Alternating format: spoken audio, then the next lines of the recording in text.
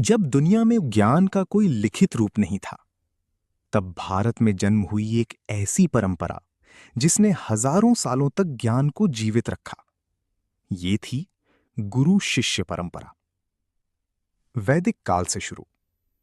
गुरु शिष्य परंपरा का मूल भारत में वैदिक काल, प्राचीन काल से माना जाता है।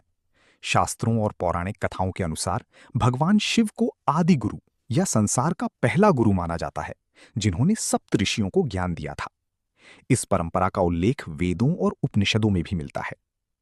सिर्फ शिक्षा नहीं, बल्कि जीवन जीने की कला सिखाती थी।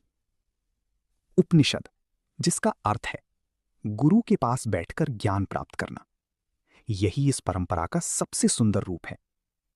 गुरु सिर्फ शिक्षक नहीं होते थे, बल्कि मार्गदर्शक, संरक्षक और जीवन के सच्चे पथ प्रदर्शक होते थे। वेदों और उपनिषदों में इस परंपरा का विस्तार से वर्णन मिलता है, जहां ज्ञान केवल शब्दों से नहीं, बल्कि अनुभव और साधना से दिया जाता था। गुरु शिष्य परंपरा ने ही भारत को दिया वेदों का ज्ञान, संगीत की धारा, आध्यात्मिकता की गहराई।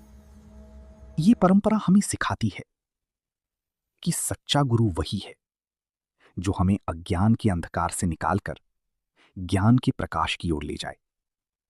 और यही है भारत की सबसे महान परंपराओं में से एक।